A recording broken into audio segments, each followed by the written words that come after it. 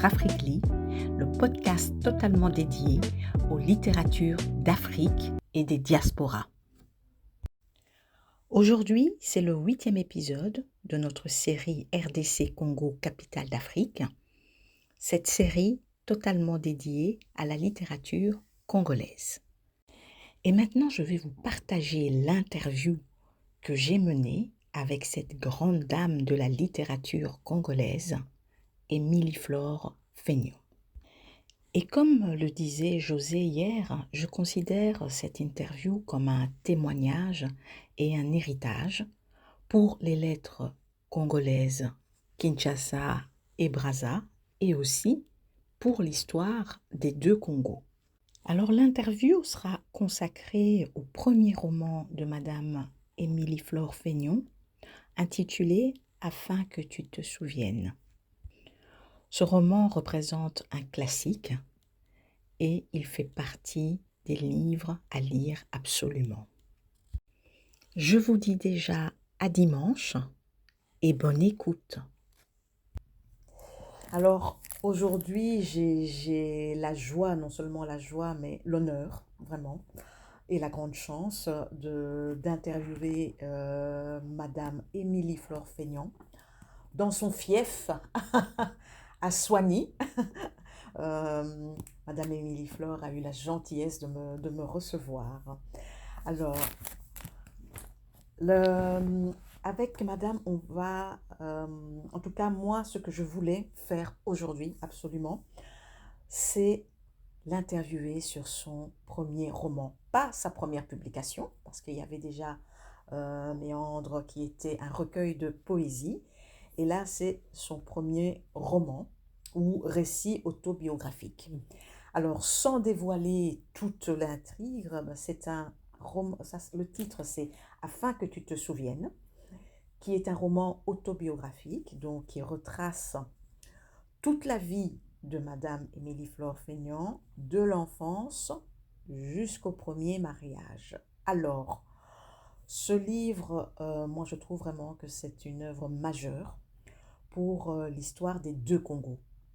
Parce que c'est au travers de l'histoire de Madame Émilie Flore et de sa famille, au travers des histoires de vie quotidienne, en parallèle, on a un récit historique et politique et social des deux rives, quoi, hein, des pays qui se trouvent dans les deux rives.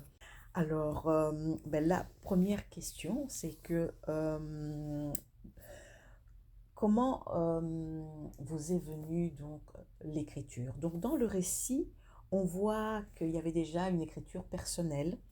On voit l'écriture d'un journal. Vous avez commencé très jeune l'écriture d'un journal que vous avez appelé comme une amie, qui était votre amie, Karuna. Karuna, voilà. Karuna, voilà. Oui. Alors, comment Karuna a donné afin que tu te souviennes? Comment Karuna a donné afin que tu te souviennes? Bon, d'abord, il y a l'envie d'écriture de cette adolescente qui, bien sûr, voilà, je suis née en 48, une époque où on ne posait pas beaucoup de questions. Où on avait des questions, mais on ne posait pas beaucoup de questions, ça c'est déjà la première chose. Donc, et puis il y a surtout la perte de ma grand-mère. Parce que, bon, j'ai été élevée au Congo-Brazzaville, née à Kinshasa, élevée au Congo-Brazzaville. On ne parlait que français, on ne mangeait quasi que la cuisine européenne. Quand on mangeait la moimbe, c'était un jour de fête. Ou parfois, on cachait la moimbe quand il y avait des Européens qui venaient. Donc, mais il y a une femme extraordinaire qui a fait partie de ma vie et qui en fera toujours partie. C'était ma grand-mère maternelle qui venait de l'autre rive de Kinshasa. Et cette femme, quand elle arrivait, c'était un jour de fête pour moi. Ces séjours c'était une fête pour moi. Elle m'a, comme j'aime à le dire, elle m'a légué le verbe de l'Afrique. Et je me collais à cette femme parce que déjà, elle avait ma peau. Ça, c'est quelque chose qui est fondamental, qui a fait mon identité. C'est que j'avais des frères très clairs et que je ne me retrouvais pas en ma maman, Mais je me retrouvais en Bajana Marie, qui avait une peau qui ressemblait fort à la mienne, pour moi, hein, elle ressemblait fort à la mienne. Et elle s'habillait à l'africaine, ma grand-mère avait le zigida, etc. Mhm. Et cette petite fille a voulu interroger inconsciemment, je ne sais pas, Mhm. mais il me manquait beaucoup d'éléments Mhm. pour comprendre qui j'étais. Mhm. Et à travers cette femme, elle va me léguer, elle aussi inconsciemment, Mhm. me parler des us et coutumes du Congo, d'où elle venait. Et en secret, elle m'a appris à parler le lingala, elle m'a appris à danser le mutwashi, etc. Elle m'a Mhm. légué beaucoup de choses, Ah oui. hein. Et elle meurt. Mhm. Et je me dis, mais elle part avec le verbe de l'Afrique. Et je vais avoir 14 ans cette année, je vais sur mes 14 ans. Mhm. Et j'ai peur d'oublier. Mhm. Parce que autour de moi, on ne parle pas de l'Afrique où je vis. On ne parle même pas du fleuve à l'école. On Mhm. m'apprend la France. Ah oui. On m'apprend l'histoire de France. On m'apprend les saisons de France. On m'apprend tout de la France. Ah oui. Mais le Congo était là et je ne savais rien du Congo. Ah oui. Donc vous êtes né à Kinshasa, vous avez été élevé Oui, à oui, mais Brazza. quand je parle du Congo, ce sont mes deux rives, parce que C'est les moi, deux. c'est Oui. indissociable, parce qu'à l'époque, il y avait un bateau toutes les 15 minutes. Et, Waouh. et, et, et on prenait le bateau, j'insiste d'ailleurs Mhm. dans l'ouvrage, c'est que maman nous disait, vous vous habillez, on va aller où? Donc pour moi, c'est quelque chose d'indissociable. C'est juste, on traversait une rivière, un fleuve immense, pour aller de l'autre côté. On revenait le soir, il y avait un bateau toutes les 15 minutes. C'est comme si on prenait le tram. Oui, c'est ça. Voilà, donc, ou un vaporito en Italie. Et donc elle s'en va, et je me dis, mais qui va continuer? Et c'est Mhm. cette impression que je vais perdre quelque chose C'est ça. si je ne dépose pas sur le papier. Et Mhm. alors je vais commencer à déposer sur le papier, Mhm. et puis il y aura les questionnements, Mhm. qu'à notre époque on n'ose pas poser des questions par pudeur aux parents, Mhm.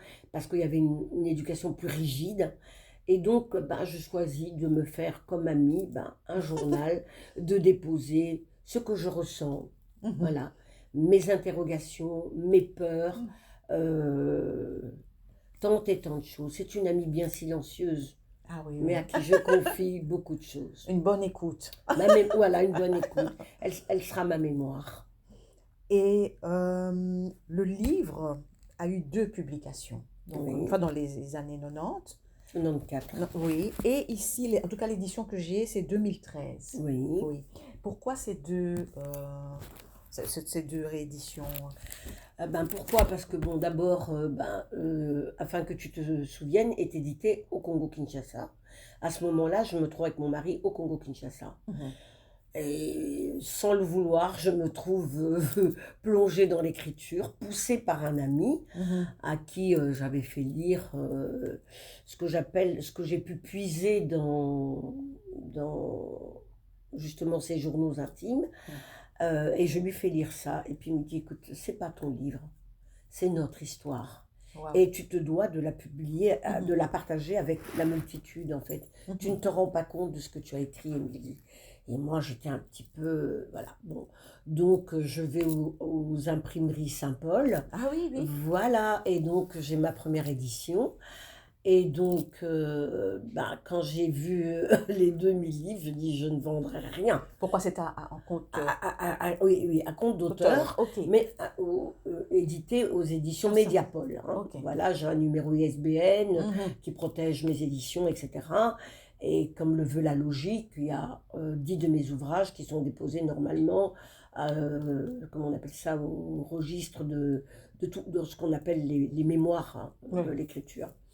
Et donc, je me dis, je ne vendrai jamais ces livres-là, quoi. C'est pas possible. Et puis, bon, je suis sponsorisée par le Memling.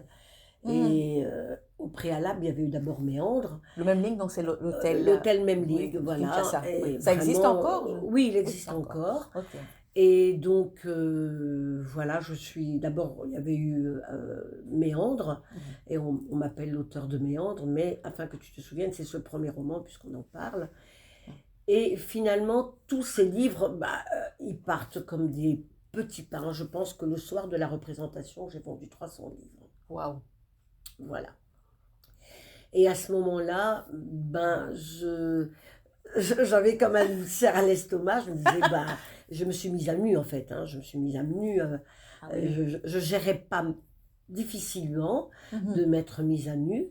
Et puis après, mais je vois comment on accueille ce premier bébé de l'esprit, comme j'aime à dire. Mhm.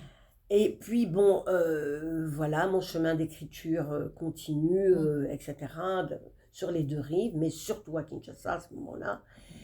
Et puis bon, il y a une cassure dans ma vie, parce qu'on parle d'édition, Mhm. et mon mari arrive à une rupture de contrat, donc fin de contrat, et nous rentrons. Mhm. Mais moi, je vis un drame, je perds ma fille. Mhm. Et moi, donc pour moi, l'histoire de mon écriture meurt avec ma fille. Et j'abandonne lesquels, je crois qu'il me restait 60 ouvrages. Et j'abandonne ça à la marraine de mon fils à Kinshasa. Et je crois que c'était 4 jours avant mon départ. Une dame dit, j'entends qu'on vous appelle Émilie Flore Fénion, mais je cherche Émilie Flore Fénion. Alors je dis, voilà, elle va me parler de la mort de ma fille, vu les circonstances de son départ, puisque c'était un choix qu'elle a fait. Donc je dis, je n'ai pas envie qu'on me parle de ça, je suis un peu agressive, je veux dire, voilà, pas agressive, mais un peu sur la défensive. Et puis elle dit, écoutez, je voudrais acheter votre livre. Parce qu'on me dit que vous parlez vraiment, je fais une thèse sur le métissage et j'aimerais bien lire ce livre. Je dis, écoutez, je lui donne l'adresse, je dis, écoutez, moi je ne suis plus du tout dans l'écriture. Je dis, et puis de toute façon, je m'en vais. Ah, vous partez où? Je rentre en Belgique. Donc nous sommes en 2003. Et elle me dit, moi je suis belge, je suis historienne belge, elle s'appelle Licia Gerissen, qui est une historienne, et elle me dit, donnez-moi votre mail. Je donne le mail de mon mari, parce que moi j'avais pas de mail à l'époque. Et en fait, je rentre, et elle avait bien l'idée dans la tête, elle prend contact avec moi, et elle organise une soirée autour d'Afin que tu te souviennes. Mais vous allez sourire, Marie-Thérèse, parce que la demande est là, mais l'offre, j'ai plus de livres. Donc voilà. Donc je renvoie. À l'époque, il n'y avait pas tous les GSM, etc. Enfin, je prends contact avec mon frère, je dis qu'il était dans l'aviation, je dis, écoute Roger, va me chercher des livres parce que je vais arriver à une soirée, j'ai pas de livres. Et donc, il a la gentillesse de m'envoyer mes livres. Et là, je n'ai pas assez de livres ce soir-là. Donc, je garde quand même quelques-uns. Je crois que j'en ai 8. Et étant donné que je suis là-dedans, on me prend après dans Mwinda Kitoko et on me demande, mais où on peut trouver Afin que tu te souviennes? Mais le Congo est loin. Donc, je commence à écrire à des maisons d'édition, d'où la réédition d'Afin que tu te souviennes. Voilà. Ok. Parce que la première édition, voilà. Ah oui. Voilà. Et cette maison d'édition ne fait aucune suggestion ni modification. Vous avez pu garder le même contenu que la première. Il y a une modification dans le sens où, moi, j'étais au balbutiement de mon écriture, en fait. Et en réfléchissant bien, je me dis, mais je voulais corroborer mes dires, et alors j'y ajoute des photos. Parce que dans la première édition, il n'y a pas de photos. Alors, pour corroborer mes dires, pour bien montrer cette femme congolaise qui est celle qui a fait de moi, je pense, une congolaise, c'est ma grand-mère en fait. Voilà. Oui, c'est ça. Voilà, donc je veux bien qu'on la voie, je veux bien qu'on voit, quand je parle de la différence de ma peau, c'est facile d'écrire, mais quand vous mettez des photos, c'est aussi un risque, mais je pense que j'avais pris dans l'entretemps une certaine assurance et par rapport à mon écriture, en tout cas de ce livre-là, et alors j'ose mettre des photos. Ah oui, ok. Donc cette deuxième édition est enrichie de photos. C'est ça qui est différent. Voilà. C'est très vraiment, bien. Vraiment, pour moi, ce livre est tout à fait différent de mes autres livres. Voilà. Très bien. Et alors, encore le titre, avant de rentrer dans le contenu, le titre. Alors, afin que tu te souviennes, c'est destiné à qui dans un premier temps? À qui vous pensez? Dans un tout premier temps, je pense à mes enfants. Mhm, Parce que j'avais, justement, n'ayant pas trouvé cette sève de cette Afrique qui m'est si chère, de mes deux terres, de mes deux rives, je voulais absolument, et j'aime bien cette citation qui est bien de chez nous, si tu veux savoir où tu vas, sache mhm, d'où tu viens. mhm. Et c'est quelque chose qui Exactement. m'a beaucoup marqué. Ben, il y avait un tel mélange que je voulais que mes enfants sachent d'où ils venaient pour comprendre beaucoup de choses, pour savoir où ils iraient. Ouais. Donc, c'est ce contact avec Georges Lao Mhm, qui fait qu'il me dit c'est notre livre. mhm. Et je m'aperçois que en fait, oui, ben oui, c'était pour qu'on n'oublie pas. Exact. Mais vous, en le lisant, Ah oui, oui. il y a des Oui, oui. choses, et Ah oui. ça a été la réflexion dans mon livre d'or, j'ai un livre d'or, Mm. c'est que des Congolais de ma génération, ou de la génération un peu avant, ou de celle d'aujourd'hui, celle d'avant se rappellent, celle d'aujourd'hui me disent merci Oui. d'avoir déposé ce que vous avez vécu, parce qu'on ne savait pas que ceci existait. Quand je parle du Belge, c'est-à-dire Oui. ce tracé qu'on avait fait en faisant le premier boulevard qui s'appelait Prince Baudouin, Mhm. où on séparait ce qu'on appelait la cité. Et je Oui. trouvais ça paradoxal, c'est que la cité, c'est là où on avait cantonné tous les Congolais. Mhm. Et de l'autre côté, c'était les Européens. C'est ça. Voilà. Donc on ne savait pas. On ne savait pas qu'il y avait à 19h, au moment où moi je sors mon livre en tout cas, hein, qu'à 19h, il y avait la garde républicaine, enfin, Oui. la force publique, avec leur chapeau, là, et j'ai mis dans le Oui. livre, parce que ma grand-mère avait une de ses cousines mariée avec un gars de la force publique, qui passait le soir et qui disait bola, la bola, la. Ah ouais. Donc tout le monde, tous les Congolais devaient rentrer chez eux, et après 19h, bah, il n'y avait plus de Congolais C'est ça. dehors, Comme un à part, couvre-feu, quoi. voilà, comme un couvre-feu, à part ceux qui travaillaient, Mhm. Qui était autorisé encore. qui avaient un laissez-passer. Et cette Ah oui. histoire de laissez-passer va m'interpeller aussi. Oui. J'en parle aussi Oui, parce oui. que le Oui. mari de ma grand-mère, qui a été mon grand-père, hein, Oui. parce que le papa de maman est parti, mais Coco Dominique, il travaillait comme cuisinier chez Noguera. Et je l'ai vu revenir plusieurs fois quand j'allais en vacances. Maria, Maria, ouais, puis laissez passer Nanga. Ah.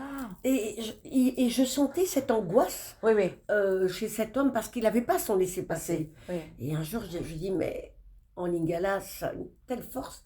Kokopon Aninia Kosenga, laissez-passer. Pourquoi il demande un laissez-passer? Oui. Parce qu'à Brazza, ça n'existait pas.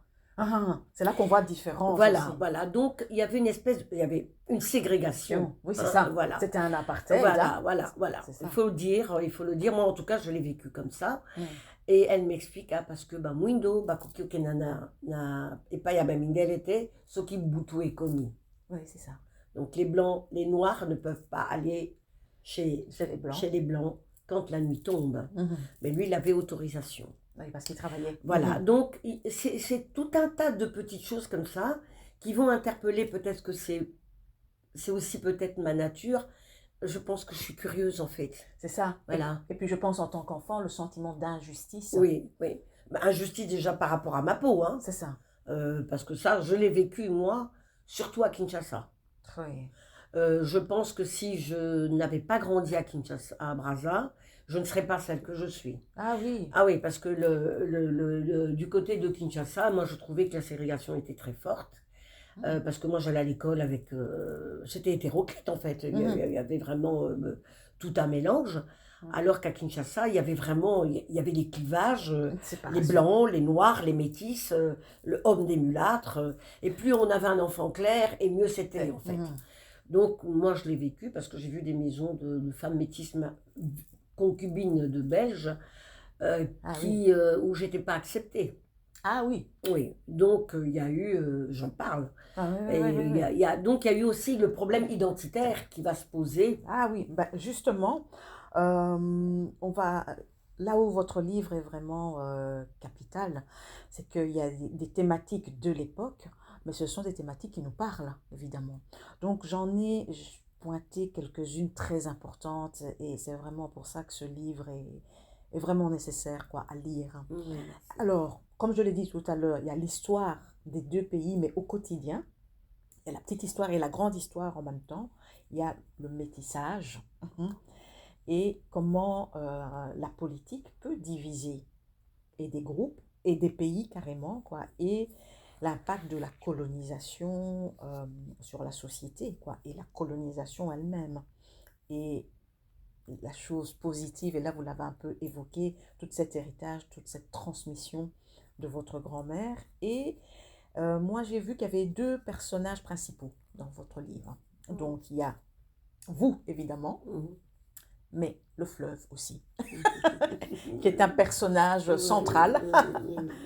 Et alors l'autre thématique, là on vient de l'évoquer aussi, le colorisme, hein, et aussi la condition des femmes et la domination patriarcale. Quand on voit la situation des différentes femmes. Hein. Et ici, je voudrais revenir sur une question, sur la question de l'intime. Ça, c'est aussi une thématique.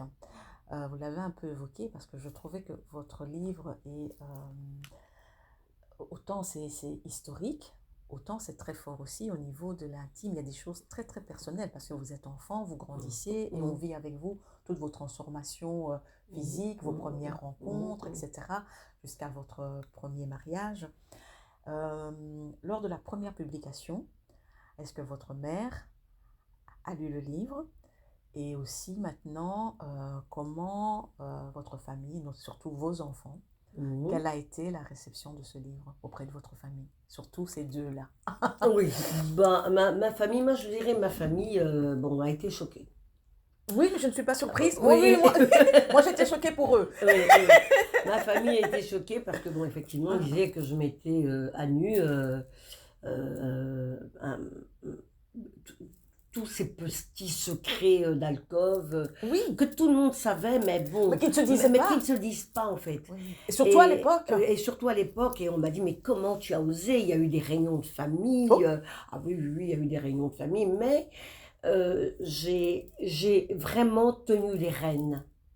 J'ai tenu les rênes parce que je me suis dit, bon, j'avais lu d'autres livres, bon, moi j'ai toujours aimé lire, et je trouvais qu'à un moment donné, moi je trouvais que la femme africaine, elle ne parlait pas assez de choses comme ça en fait. C'est toujours mettre du vernis sur certaines choses. Et alors on porte des souffrances, on porte des choses qui vont créer une... j'ai levé le voile. C'est ça. Je pense que je l'ai fait quand même avec une certaine pudeur. Oui, c'est ça. Mais il était temps. Pourquoi moi? Je ne sais pas. Mais moi, j'ai senti que c'était le moment. Oui. Bon, maintenant, tout doucement, je suis née pendant l'ère coloniale, petite fille de colons et de colonisés. Et j'avais lu des livres, j'avais lu par exemple une femme comme Françoise Sagan, voilà, voilà. Donc, oui, c'est plus direct. Marguerite Duras, etc. Mais ce sont des femmes qui avaient qui avaient quand même le culot pas le culot, mais qui parlaient en fait, qui parlaient de choses, mais ce sont des choses de la vie. C'est ça. Et cette vie qui en fait, on voile, on couve, mais ça crée l'individu de demain avec ses frustrations, ses incompréhensions, ses questionnements qui restent dans le vague. Et elle va se construire comment? Je l'ai fait inconsciemment, mais je sentais que je devais le faire. Ah oui. Je sentais à un moment donné, parce que c'était toujours moi, on m'a fait jurer sur la tête de mon frère, il fallait pas dire que celui-ci n'était pas le papa de celui-là, que celui-ci n'est... Et je trouvais, et alors à un moment donné, mais je m'en aperçois, avec les années, cette vérité, elle éclate en plein jour, 20 ans, 30 ans, 40 ans. Et là, c'est plus brutal. Et c'est violent. Oui. C'est violent.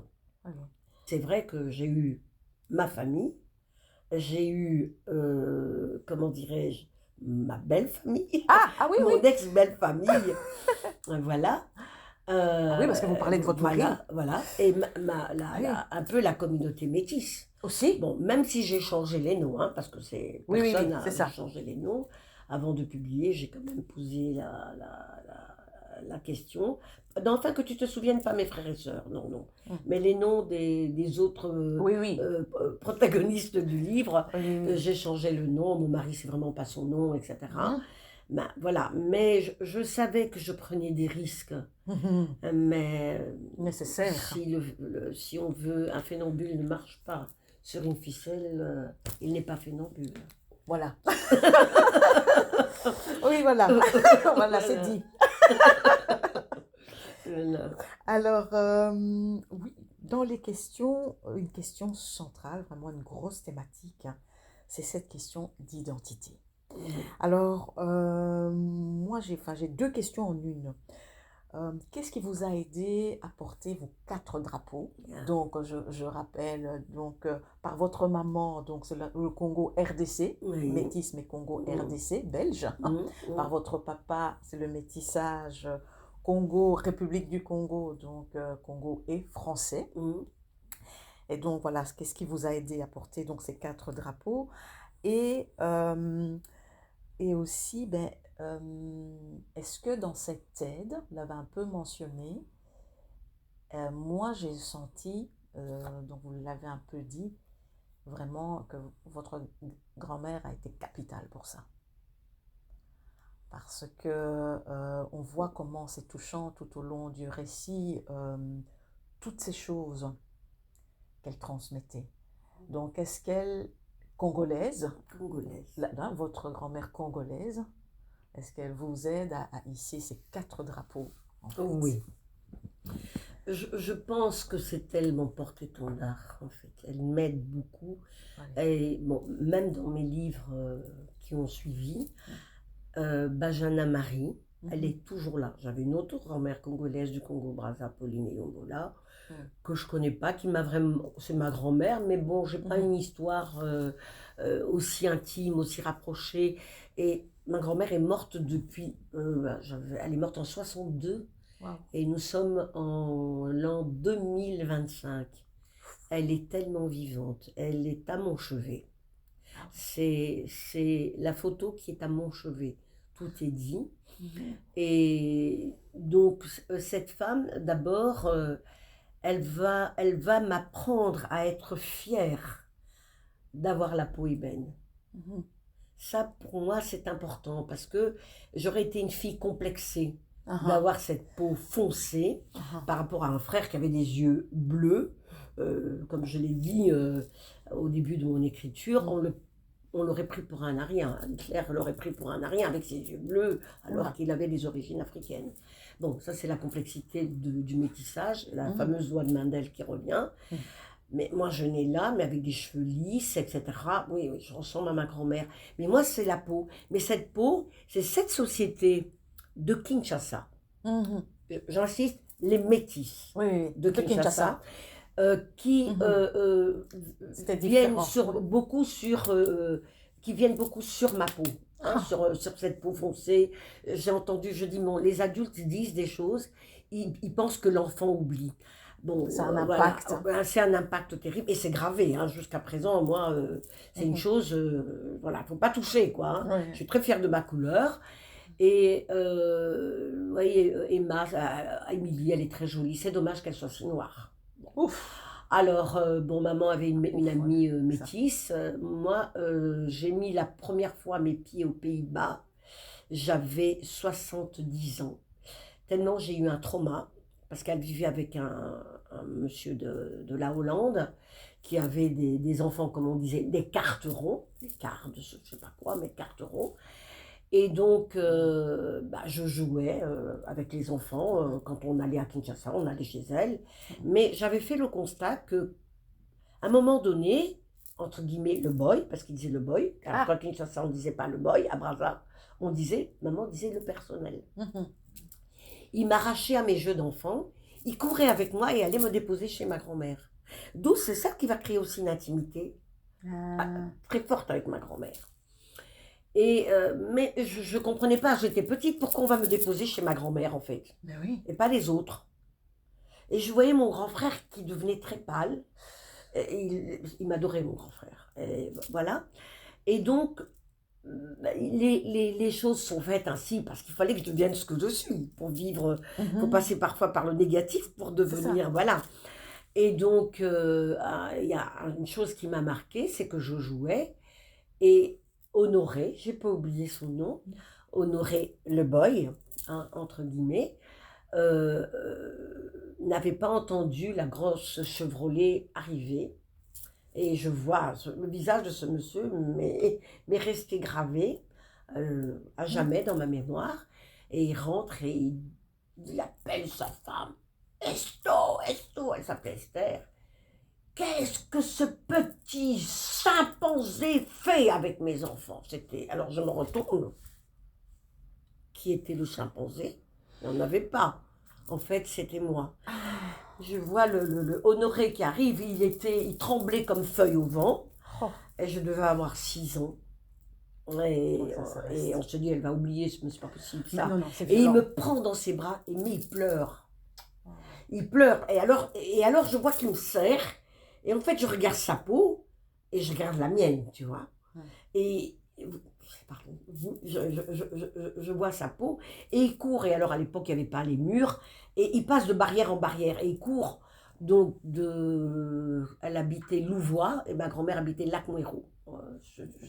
C'était pas très loin, et il arrive, mais je n'avais pas trop la maîtrise du lingala. Et ma grand-mère me prend dans ses bras, mais j'ai compris à ce moment-là que j'étais vraiment pas comme les autres en fait. Le rejet, quoi. Oui, et un rejet tellement violent de cet Hollandais là que j'étais tétanisée, et c'est la première fois que j'ai découvert qu'un adulte pouvait être aussi méchant. Oh. Donc il y a le rejet de la couleur et la méchanceté d'adulte. C'est ça. Voilà. Et alors là, maintenant va venir une phrase qui va être récurrente chez ma grand-mère. Elle disait toujours « Yo, tango koko la, yonde motokoba la mondele ». Et elle me disait toujours ça.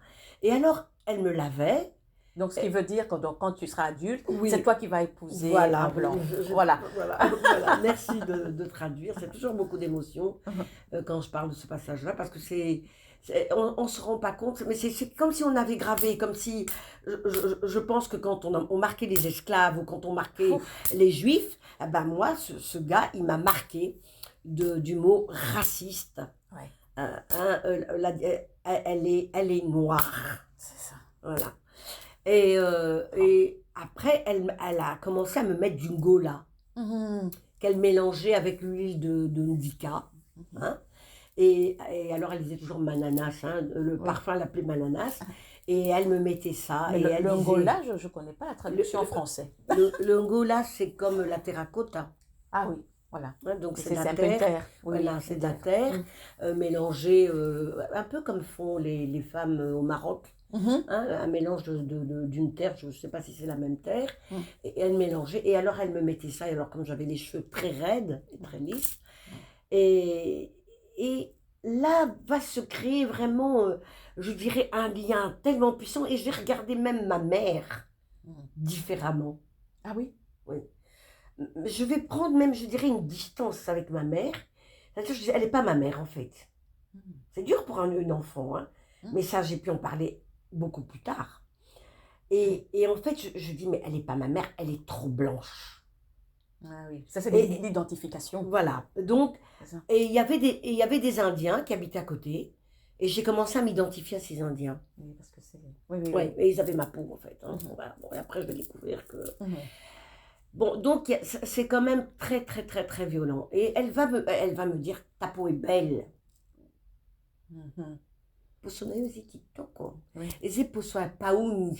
Ah. Et ça, c'est... Et je disais, Coco, paouni, c'est quoi? Alors, elle me disait, paouni, et c'est au moins, le mayaka. Ah oui. Ouais. Et pour la petite histoire, c'est elle qui m'a percé les oreilles et qui m'a acheté ma première paire de boucles d'oreilles en or. Et alors, elle va commencer à me dire, oui, bien, Enfin, on vient de loin. Mon Ouais. lingala, je trouve que c'est C'est tellement bien. beau. Oui. Toutakala, et balewana otambola kapembenyizi, bale à monene. Milou nanga, parce qu'elle m'appelait Milou. Bipa inyoso tu kokenda na mokili. Kobo, ça n'a jamais balé oyo. Et uta mosika, pe kenda mosika. Ah oui. Ezali lisolo ya kala, ezali lisolo ya lelo, et kozala lisolo ya lobi. Émilie, où que tu ailles, n'oublie jamais le grand fleuve. Il est notre mémoire, il est notre passé, il est notre présent et notre futur. Et à ce moment-là, elle va me léguer quelque chose de puissant. Oui. C'est ce fleuve. C'est émouvant. C'est ce fleuve. Et c'est maintenant, en fait, l'adulte que je suis devenue, qui a compris toute la puissance de ces mots. Elle me léguait quelque chose de fort. J'appartenais au fleuve. Et puis, elle chantait toujours cette chanson de Kabasele. Et Balea Congo, et Zadilo Pangote, et Zali Senzela. Le fleuve n'est pas une barrière, c'est une route. Ils ont divisé le Congo avec un grand K pour en faire deux Congos avec un C. Et à ce moment-là, petit à petit, le fleuve va prendre une place quelque part dans mon cœur, dans ma vie, dans mon âme, dans mon être. Dans votre œuvre. Et dans mon œuvre. Il chante partout, on l'entend. Ah oui, donc c'est ça. Donc c'est ça, oui, c'est l'union de tous les drapeaux. C'est le fleuve qui unit. Voilà, déjà ça. C'est le fleuve qui unit ça. Ces deux terres. Ces deux terres qui, en fait, pour moi, voilà. Mais qui fait que, fière de la peau, et ben fière d'appartenir à ce grand fleuve. Et puis, c'est quelqu'un qui m'a toujours parlé de mon grand-père, avec qui elle a vécu, mais toujours positivement. Parce qu'elle disait, Anganazaki, moi, c'est Ndumbate, hein. Je n'étais pas une fille de vie. Moi, Camille Druck, il m'a épousée, parce que lui, elle, le code Napoléon, elle ne connaissait pas. On l'a épousée coutumièrement. Hein? Comme maintenant, on revient à... J'adore les mariages coutumiers. Et elle m'expliquait comment mon grand-père avait fait, etc. Donc pour elle, le code Napoléon, de toute façon, c'était interdit par les dictats belges. Oui, c'est ça. Mais ça ne comptait pas pour elle. Voilà, ça ne comptait pas pour elle. Pour elle, Camille Druck l'avait épousée et avait reconnu sa fille. Oui. Donc, voilà. Ça, c'est ce côté qui va faire que ma grand-mère, quelque part, me remet en lien avec ce grand-père que je n'ai pas connu, mais que je connais à travers ses récits à elle et à travers les récits de Oui, maman. mais parce que ce grand-père, c'est aussi votre histoire. C'est ça, c'est ça. Ça ne me sortira pas de la tête parce que pourquoi maman? Moi, j'étais l'enfant qui devait naître à Brazzaville, vu la notoriété de mon père, etc. Et ma maman va rendre visite à sa maman. Oui, c'est ça. Et le jour où elle a la diphtérie, le jour où elle sort, on lui donne l'autorisation de sortir. J'étais un bébé prévu pour juillet, mais elle a été fragilisée. Devant le seuil de sa chambre, elle perd les os. Nous sommes en 48, donc je nais à Kinshasa. Moi, je dis que c'est pas par hasard. Et le fait d'être née là, sur la terre de Bajana, de ma grand-mère, et quand je fais les liens après, petit à petit, maintenant, en devenant adolescente, et en suivant maintenant le cours de mon destin, je dis je devais naître dans cette ville. Ça fait de moi une congolaise. Vraiment. Vraiment. Et j'ai grandi à Brazza, donc j'ai été imprégnée de Brazza, mais je reviens toujours sur... Moi, quand j'arrive à Kinshasa, je pense que quand on est... J'en ai l'intime conviction qu'un bébé, quand il sort du ventre de sa mère, il a toutes les frais dans son cerveau, dans son moi. Et je pense que les premières odeurs, les premières couleurs, les premières voix, etc., ça s'imprègne. Oui. Je pense qu'à quelque part, ça s'imprègne. On parle de la maladie d'Alzheimer, mais c'est étrange. On se souvient toujours d'avant, quand on a maladie. Voilà. Oui, toujours. Tellement c'est gravé. Oui. On peut discuter et moi je dis, mais on ne se demande pas pourquoi. Mais moi, quand j'arrive à Kin, mais enfin, la terre du Congo. Et alors, à Brazzaville, on rouspète un peu, oui, mais d'abord, ton père, Crayon était, je dis, mais bon, moi, je me sens tellement appartenir à Kinshasa, enfin, au Congo, Kinshasa. Il y a quelque chose qui est viscéral, en fait, qui m'attache à cette terre, peut-être un peu plus Oui, oui. qu'à Brazzaville. Il y a quelque chose qui vous parle, hein, parce Qui qu'en me fait, parle. il y a les racines via Voilà, votre voilà, grand-mère. voilà. Oui. Et c'est elle qui, quelque part, m'a enracinée. Cette racine, elle m'a enracinée. Et c'est ma grand-mère. Oui, c'est ça. Je pense que c'est tout ça que vous ressentez. Oui. Elle a fait ce travail. On voyait, par exemple, par rapport à votre premier mariage, Oui. je ne sais pas si dans votre façon d'élaborer, enfin d'écrire et de construire le récit, je trouvais que par petites touches, l'air de rien, quand il y avait donc les fiançailles, encore avant les fiançailles, etc., il y avait comme s'il y avait des indices, hein, des petites alertes rouges. Je ne sais pas si vous avez voulu dans votre construction déjà égrener ça, ou c'était vraiment... Je ressentais tout ça. Oui, vous le ressentez. Profondément. C'était pas exprimé. Oui. C'était, tiens, il ne parle pas trop de son passé. Tiens, il ne parle pas trop de la mère, de ses enfants. Oui, il y avait quelque C'était juste chose... c'était juste une touche. Une touche, oui. Mais c'est vrai, il ne parlait pas beaucoup. En fait, après, je me suis aperçue que je m'étais mariée avec quelqu'un que je ne connaissais pas. En fait. Justement, ça c'est l'autre thématique, hein, c'est la condition des femmes. Donc, est-ce que c'est une thématique, donc à travers votre histoire, l'histoire de votre marraine, l'histoire de votre maman,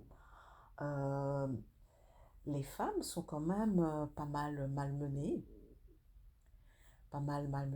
et ce que vous avez voulu donc montrer cette thématique-là, et aussi quelque part cette domination patriarcale, il faut le dire, qui était là. Ouais. Bah, déjà, bon, moi je dis que les Européens, parce que bon, là c'est beaucoup de vie, les Européens qui venaient là, bon, ils prenaient une femme métisse, mais en général, bon, il y en a qui reconnaissaient leur enfant, mais ils ne se mariaient pas. C'est terrible. Ils ne se mariaient pas. Il y a eu des tragédies. Moi, je connais beaucoup. Bon, c'est pas mon histoire, mais je connais des tragédies. Mon propre frère, ça l'a terriblement marqué. Et puis son papa est venu. Il a retrouvé maman. Mais son fils était mort, alors qu'il aurait eu tant besoin d'un père. Bon, donc ça, c'est quelque chose que... il y avait ces dictats belges, parce que maman n'a pas pu partir avec son père. On l'a fait descendre du bateau. Oui, c'est épouvantable. Ça, mais il fallait voir, parce que c'est pas mon histoire. Oui. Mais quand maman racontait ça, elle pleurait. C'est-à-dire que cette petite fille de 8 ans, elle a été marquée. Elle a été terriblement marquée. Et elle a vécu de sa naissance, parce qu'elle est née sur le bateau. On dit que ma maman est née à Louébo. Moi, je démonte tout de suite l'histoire. Ma maman n'est pas née à Louébo, puisque grand-père partait de Kinshasa pour remonter le fleuve pour aller jusqu'à Kisangani. Il ne passait pas par le Kasaï. Hein. Non. Voilà. Donc, on a mis Louébo simplement parce que sa maman était du Kasaï. Le Kasaï. On a mis Louébo. Mais elle est née sur un bateau, au milieu de ce fleuve. Oh, incroyable. Le lien avec le fleuve. Donc, fille de capitaine, elle a vécu de ses 0 à ses 8 ans sur un bateau. Et quand elle raconte son histoire, elle avait 2 mangoustes pour la protéger des serpents. On a eu malheureusement notre maison qui a été complètement pillée à Brazzaville pour une histoire de football, où on a les photos de maman qui est portée par des chipoy, avec des chipoy. Elle a ses 2 mangoustes, etc. Bon, elle a pleuré ses photos parce qu'on effaçait sa vie. C'est pour ça que j'aime la photo. Je crois que j'ai plus de sans mentir, plus de 1000 albums, tellement parce que ça raconte aussi une histoire. Oui. Voilà. Le pouvoir des images. Hein. Le pouvoir des images. Le pouvoir des images. Oui, c'est ça. Donc, on voit que les femmes et déjà les petites filles... Oui, les petites filles. Et alors, bon, moi, je vois même, moi, je me marie.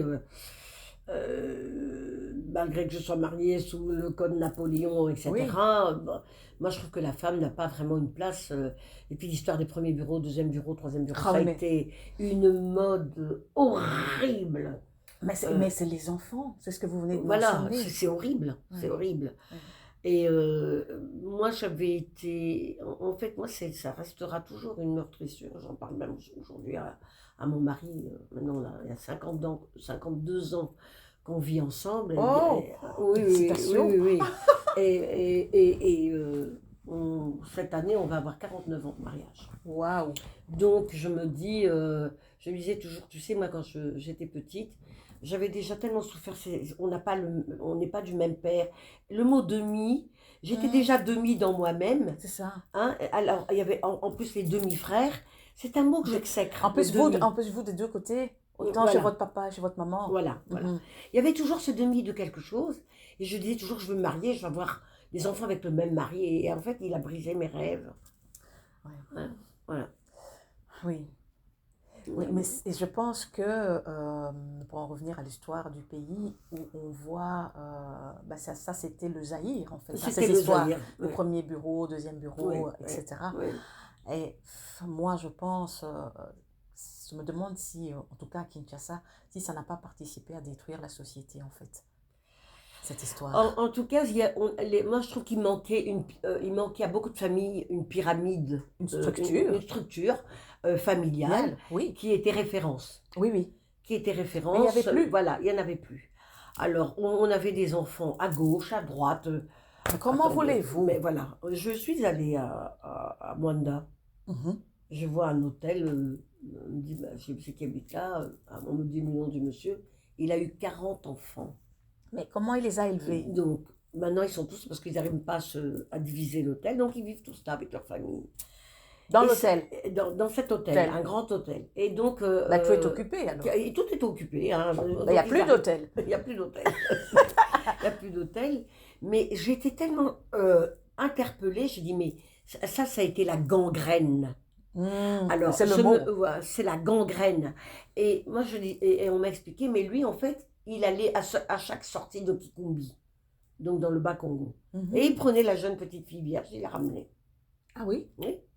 Donc, il lui faisait un enfant, quoi. Ah voilà. Et je trouve ça, pour moi, c'est démentiel, en fait. Mais c'est ça. Je- Et là, vous voyez la domination. Donc, Oui, comment on voilà. permet à une personne de faire Oui, 40 enfants? oui, et même la maman, les parents, comment est-ce qu'ils peuvent, euh, enfin, offrir, C'est ça. parce que pour moi, c'est offrir une petite pucelle qui ne sait rien de la vie à un homme qui prend de l'âge, qui pourrait être près de son grand-père. Hein? Mais tout à l'heure, vous avez mentionné quelque chose. Vous avez dit la connaissance a importance. Voilà. C'est ça. L'obscurantisme, alors on est parti. Hein? Oui, Voilà. c'est ça. C'est Voilà. ça. Donc, moi, je pense que aujourd'hui, au Congo, on souffre encore de cette mode Oui, oui. parce que les enfants, ils grandissent. Oui, ah ben oui, Ce sont des adultes. mais c'est ça. Donc, tant que le papa a l'argent et qui pourvoit, Oui, ça va. exactement. Mais comment pourvoir à Exactement. 40 enfants? 40 enfants, 30 enfants, c'est fou. Je dis, mais c'est une tribu, mais sans être C'est une une tribu. tribu. Sans être une tribu, parce que bon, c'est 2000. Non, et moi, C'est une tribu. non, ça c'est. Et puis, je sais pas, on dirait que la femme était un objet C'est de ça, condition de plaisir. femme. Oui, oui. Enfin, moi, j'appelle tout ça des Madame du Barry ou. Ah ouais, oui, c'est ça. Oui. Voilà. Voilà, il y avait beaucoup de Madame du Barry aussi, hein, parce que bon, il y en a qui acceptaient. Il y en a que Ça ça arrangeait arrangeait. et c'était pas outrageux. Oui, oui, c'est C'était ça. pas Parce outrageux. qu'elles avaient décidé, mais quelqu'un qui subissait ça, qui avait un projet tel que vous, un projet familial, Ah oui, on l'a détruit en fait. c'est ça. Voilà. C'est Et ça. j'ai souvent dit à mon ex-mari, mais pourquoi t'es venu me choisir moi Si alors c'est pour qu'il y faire avait ça. Ouais. il y a des très belles femmes à Kinshasa, etc. Enfin, je comprenais pas en fait. Je comprenais pas. Et voilà, c'est Mais pour ça donc, que je suis partie en Europe, etc. ben c'est là Ouais. qu'on trouve ce thème de domination masculine. Oui, non, je pense qu'il n'y a pas souvent, ben, il voulait quand même avoir une femme à la maison Ouais, et faire un ouais, peu ce qu'il veut aussi. oui. Bah, moi, quand je suis C'est partie, ça. la décision de partir, je me rappelle de la phrase de mon mari, de mon premier mari, qui me disait, mais je ne comprends pas, tu as tout. Euh, Oui, c'est réunion- ça qu'on disait. voilà. Oui, le Donc confort. réunion familiale avec mon témoin de mariage, etc. On fait le grand machin. Mm. Et moi j'étais toute jeune, hein, j'avais 21 ans et j'étais Ah enceinte en oui? plus. Oui, Ah oui, ouais, ouais, c'est 21 ça. ans. Mais c'est courageux, hein. Oui, oui. Et, mais je pense que Mm. le fait d'avoir vécu en France pendant 2 ans, d'avoir vécu avec mon frère, Ah bah oui, oui, et oui. j'ai eu D'autres modèles. oui, j'ai eu d'autres ailes et cette femme-là, elle a plus voulu rentrer, elle a plus voulu faire partie de ce harem, même si j'étais la première. Oui, parce qu'en tant que première, vous ne pouvez pas vous plaindre. Voilà, voilà. Vous avez une place particulière. Voilà, j'étais la femme. Oui, oui, oui. Alors, cette phrase me choquait aussi. Ah, mais moi, je rentre à la maison avant que le coq chante. Oui, oui. Mais est-ce que ça vous arrange, vous, Oui, bon, alors, avant que le... moi, je dis que le sida n'existe pas. On l'a inventé, parce que sinon, je l'aurais attrapé. Waouh. Oui. Ah oui, oui, mais il y a ça aussi. Oui, oui, combien ne sont pas mortes Ah oui, ouais. Ah oui, oui, oui. Moi, je dis que c'est pas Ah oui, possible à cette époque-là. Ah oui. Bon, et moi, j'ai pris ma décision, et quand j'ai pris ma décision, il n'y avait pas de dispute, il n'y avait rien. Je me rappellerai toujours, et je savais qu'il allait doter une femme dans le Bas-Congo. Et je suis restée, j'ai encore une nouvelle. Encore une nouvelle. Mais j'avais tout, hein. Donc, oui, Oui, c'est ça. Marie-Thérèse, il ne me manquait rien. J'avais une maison, on me changeait de voiture, tous les 6 mois c'était une nouvelle voiture, une maison extraordinaire. Non, il ne me manquait rien, je m'habillais chez Courrèges, enfin, bref, on ne citait que Courrèges. Mais est-ce que c'était ça l'essentiel de ma vie? Est-ce que c'était ça le but de ma vie? Est-ce que c'était ce que je voulais bâtir? C'est ça. Ça allait tout à fait à l'encontre de mes attentes, de mes rêves. De vos valeurs aussi. Et de mes valeurs, voilà, de mes valeurs, merci. Et donc, j'ai pris et je suis partie, et j'ai tout abandonné. Hein. Mais c'est parce que ça, c'est pour les hommes, c'est ça que je dis, il y a cette domination. Eux, ils décident de ce qui devrait être vos valeurs et votre idéal. Voilà, voilà. Et moi, je dis non. Oui, oui. Mais ça, je trouvais ça très courageux parce que bon, il faut quand même se battre contre toute une société. Contre toute une famille. Toute une famille. La mienne, même la mienne.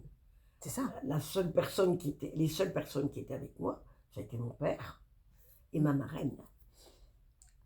Oui, elle a joué un rôle prépondérant aussi dans ma vie. Ah oui, oui, c'est ça. Ouais. Oui, oui. Et je me souviens que bon, on était là et nos témoins de mariage, il faut retourner et tout ça, tu es bien, c'est un homme, c'est normal. Voilà. Alors je me suis levée, toute mince que j'étais là, début de grossesse, et je dis écoutez, je veux bien retourner. Alors le sourire qui dessine. Alors là, je dis une condition, il faudrait que je vois se dresser devant moi Benjamin Marie. Donc, ça, c'était violent. Ah, mais comment Bon, c'était l'impossible. Oui, oui, c'est ça. Voilà. Comment tout était dit, en fait. Oui, c'est impossible. Voilà. Ah ouais. Si Benjamin Marie se lève et qu'elle me dit « Ma petite Milou, tu retournes », je retourne. Alors, tout le monde s'est rassis. Oui, non, là, c'est... Voilà. Non, là... Mais j'étais déterminée. Ah oui, c'est ça. Je n'aurais pas fait un pas en arrière.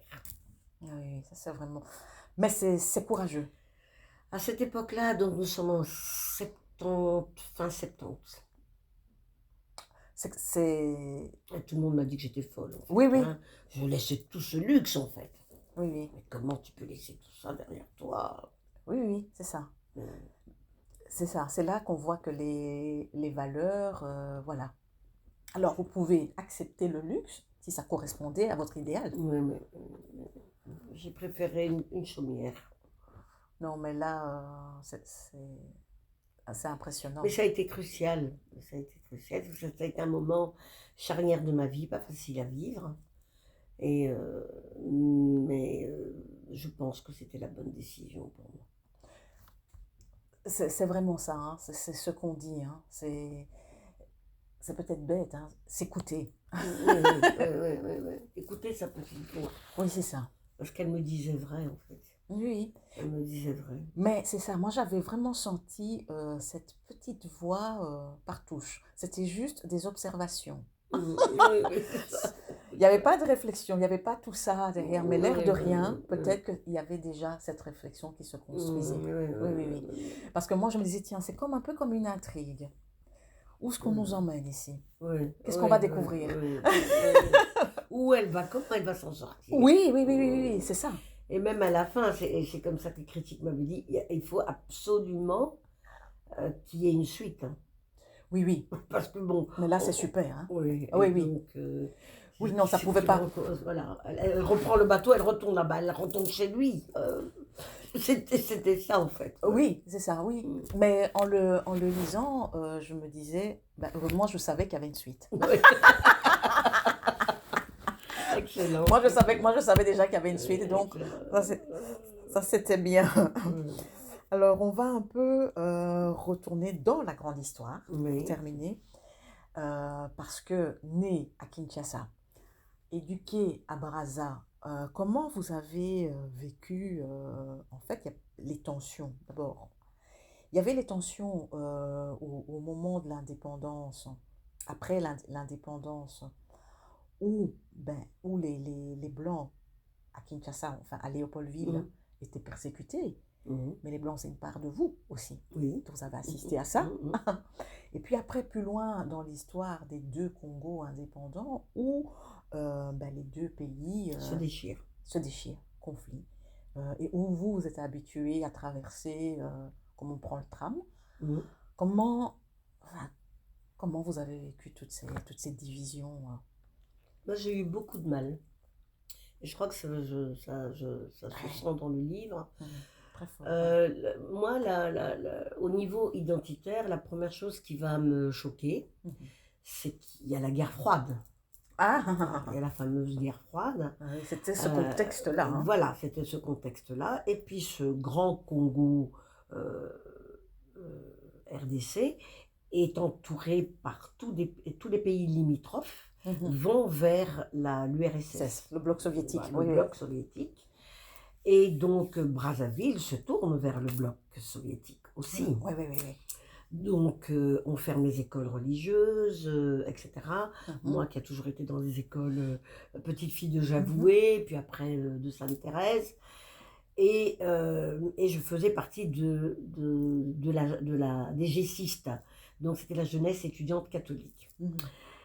Et j'insiste sur ça, pourquoi? Parce que moi je connais pas trop bien la politique, j'écoute, on n'avait pas la télé, on écoutait un peu les informations. Et la jeunesse étudiante catholique, on ferme les écoles, on ferme tout, et je prends la parole, et j'avais ce verbe, et puis j'aimais ma terre congolaise. Et alors, je suis à la tête de ça, hein, sans sans vraiment très bien comprendre ce qui se joue réellement, du sens réel de cette guerre froide. Les enjeux. Voilà, les enjeux et tout. Donc, je prends la parole, on ne veut pas des Russes chez nous, etc. Bon, je me prends pour un tribun. Hein, et voilà, et je vois mon papa qui me demande de descendre. Et là, ça a été un questionnement terrible pour moi. Papa me dit, tu n'es pas congolaise. C'est écrit, hein? Oui. Tu n'es pas congolaise, laisse le destin des Congolais aux Congolais. Mais moi, je ne connaissais pas l'Europe. Là, ça a été un choc. Voilà. Moi, c'était ma terre. Et mon père me dit que tu n'es pas congolaise, en fait. Alors, qui suis-je, en fait? Et c'est papa qui me dit ça. Donc là... La question d'identité revient. La question d'identité revient. Mais on me dit que je ne suis pas blanche. Et maintenant, on me dit, mais tu n'es pas congolaise. Qui suis-je? C'est ça. Qui es-tu, en fait? Mais on ne m'a pas donné d'explication. On ne m'a pas dit, il y a ça, il y a... Mais je me retrouve devant un tas de questionnements sans réponse. C'est ça que j'avais vu aussi. Beaucoup, il y a ça dans votre livre. Parce qu'à un moment, je pense que c'est votre papa qui vous dit de ne pas, en tant que métisse, de ne pas vous mêler Oui. En fait, tu n'es pas congolaise, il me dit. Politique, Tu n'es pas congolaise. Je n'ai pas d'autre terre. Et quand je dis je suis ici par la force des choses, entre guillemets, parce que j'ai épousé Michel et bon, que la vie nous a porté. Mais moi, petite, je n'ai jamais, mais jamais rêvé de quitter ma terre tant que je l'aimais. Mm. Moi, je suis une fille. Regardez les plantes, en fait. Ça, j'ai ramené ça de Nsiafoumi. Je l'appelle ma Nsiafoumès. Je ne croyais pas qu'elle allait prendre. J'ai besoin de. J'aime ma terre, en fait. Et j'ai déjà dit à mon mari, si t'arrive quelque chose, je ne resterai pas ici. Je vais partir. Ah ouais, mais Kinshasa, c'est pas le Congo. Je vais sûrement aller près de mon fils. Oui. Mais j'ai pas envie de finir ici dans une maison de retraite. Non. Voilà. Voilà. Donc, ça a été terrible pour moi. Donc, je suis pas congolaise. Et puis, je vois les Belges arriver de l'autre côté au moment de l'indépendance, dans un état, heureusement que c'était au mois de juin, entre guillemets, hein, je mets bien, heureusement, parce que les écoles étaient vides, et on est allé les chercher, arriver dans des états, etc., etc. Mais j'entendais aussi des réflexions de ma mère, qui disaient, mais ils l'ont cherché. Ils l'ont cherché parce que à Brazzaville, il y avait eu l'indépendance, mais il n'y a pas eu de violence. C'est ça. Oui, parce que c'était une autre façon de vivre la colonisation. Et évidemment, voilà. Ça ne pouvait qu'exploser. Voilà, donc, parce que moi, justement, j'avais vu cet apartheid, justement, j'avais vu cette ségrégation. Les Congolais n'avaient pas le droit à l'alcool. Ça aussi, ça m'a interpellée.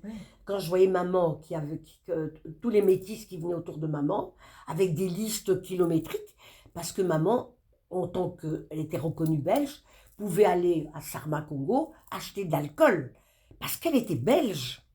Alors tout le monde venait avec sa liste de mariage, elle pouvait avoir du champagne, elle pouvait avoir... C'était interdit. Ça n'existait pas à Brazza. C'est ça. Comme... Si ma maman avait eu des points à l'époque, mais elle aurait eu je ne sais pas combien de points, avec les gens qui lui demandaient d'acheter de l'alcool, etc., parce qu'elle était une métisse reconnue. Donc, je vois cette violence et j'entends, surtout dans le milieu métissard, ils l'ont cherché aussi, hein. Ils ont été trop méchants avec nos mamans, hein, et avec nos oncles et tout ça. Oui, c'est ça. Et on sent ce côté là-bas. Oui, parce qu'il y a toute la frustration et l'injustice. Qui revient aussi. Qui revient, mais qui déborde. Voilà, parce que, mais moi, c'est ce que je pense, hein. Ça a été un chemin, mais moi, je pense avoir fait une osmose. Et c'est pour ça que je dis j'aime bien mes drapeaux, parce que moi, j'adore la langue française. C'est ma langue, en fait, hein. J'adore la langue française, j'adore la façon de penser, ce côté liberté d'expression. Et je pense que ce truc de liberté d'expression m'a donné le courage de m'exprimer à travers mon écriture. Parce que j'ai été pétrie là-dedans. Donc, ce drapeau français, je le prends. Il est aussi le vôtre. Hein. Il est aussi le mien. Voilà. Mais, comme j'aime à le dire, je n'ai jamais écrit Europe, mon Europe. J'ai écrit Afrique, mon Afrique. Oui. N'es-tu sublime que dans le doux halo de mon enfance. Je n'arriverai jamais à dire Europe, mon Europe, parce que... C'est pas le même vécu. C'est pas le même vécu. Et Émilie Feignon, elle se sent très métisse. Mais l'amour, et j'insiste, parce que demain je ne serai peut-être plus là, je veux que la postérité sache à quel point j'aime le grand Congo avec un K. Et pour moi, c'est un malheur. Le malheur de la colonisation, c'est d'avoir divisé ce grand K et d'avoir fait deux petits C. Pour moi. Mais tout au long de votre livre, cet amour est criant. Hein.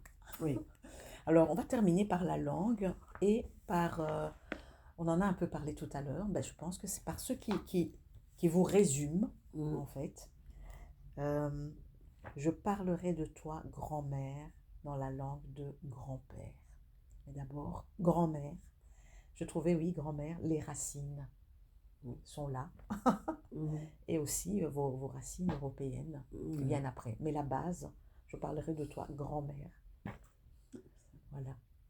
En tout cas, voilà, moi je suis très, très impressionnée par ce moment et encore un grand merci d'avoir Merci pris ce d'être temps. venu. Merci Ah oui, d'être non, venu. merci à vous pour ce partage. Ouais. Mais là, bon ben, on devra encore se revoir, hein, parce qu'il y a la Oui, suite. oui, oui, il y Il a y a la la suite, suite, il y il a y a les la suites, suite, hein. il y a les Il y a suites. les Oui, suites, hein. oui, Mais oui. là, vraiment, et je suis très contente d'avoir commencé par le premier. Oui, oui. Et voilà, donc, oui, je parlerai de toi, grand-mère, est une phrase qui est venue de façon tellement spontanée. Ah oui? Et mon mari, quand il a lu, il dit, tu vas le mettre sur tous tes livres, en fait. Je parlerai de toi. Oui, oui. De toi, grand-mère, c'est l'Afrique, en fait. C'est ça, c'est tout. C'est le fleuve. Voilà.